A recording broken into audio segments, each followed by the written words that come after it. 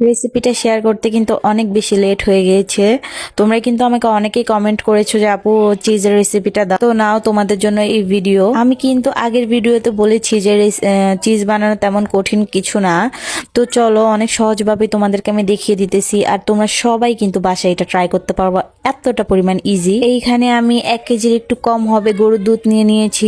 অবশ্যই কিন্তু এটা ফুল ফ্যাট ক্রিম দুধ হতে হবে, মানে গরুর দুধ হতে হবে। সাইডে আমি 1 টেবিল চামচ ভিনেগারের সাথে 1 টেবিল চামচ পানি মিশিয়ে রেখে দিয়েছিলাম। এখন দুধটা আমি জাল করতে বসিয়ে দিয়েছি। অবশ্যই আমি আঙুল দিয়ে দেখতেছিলাম যে কতটা পরিমাণ গরম হয়েছে। মানে গরমটা তোমরা বুঝবে কিভাবে আমি বলে দিতেছি, মানে আঙুল চুবিয়ে মানে তোমরা সহ করতে পারতেছো না, এমনটা গরম হতে হবে, বুঝতেই পারতেছো। দুধটা কিন্তু একদম উতরিয়ে নেওয়া যাবে না। ওই টাইমে অল্প অল্প করে ভিনেগার মিশাবে আর চামচ দিয়ে আস্তে নাড়তে থাকবা 10 মিনিটের মতো।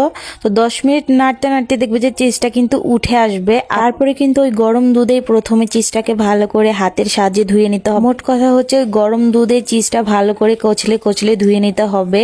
আর কতক্ষণ করে করে মানে 5 মিনিট করে করে ভিজিয়ে রাখতে হবে। কথা কিন্তু মানে মুখে বলে বোঝানো যায় না, তোমরা আমার হাত দেখে বুঝে নাও যে আমি কি করে করতেছিলাম।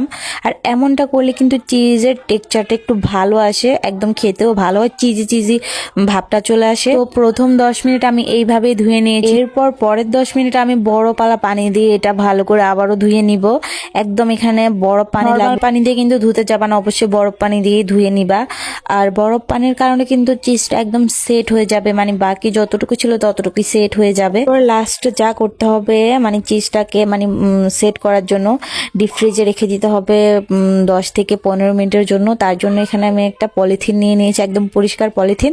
তোমরা কিন্তু র্যাপিং পেপার আছে যে ওইটা দিয়ে করতে পারো, এইসবের দরকার নেই, নর্মালি যা আছে বাসায় তা দিয়েই কিন্তু আমি করার চেষ্টা করি। 15 মিনিট সেট করা হয়ে গেলে আমি দেখো চিজটা গ্রেট করে নিয়েছি আর পিজার উপরে দিয়ে দিয়েছি। আশা করি ভিডিওটা তোমাদের অনেক বেশি ভালো লেগেছে। তো অবশ্যই সবাই অনেক অনেক বেশি ভালো থাকবে। টাটা।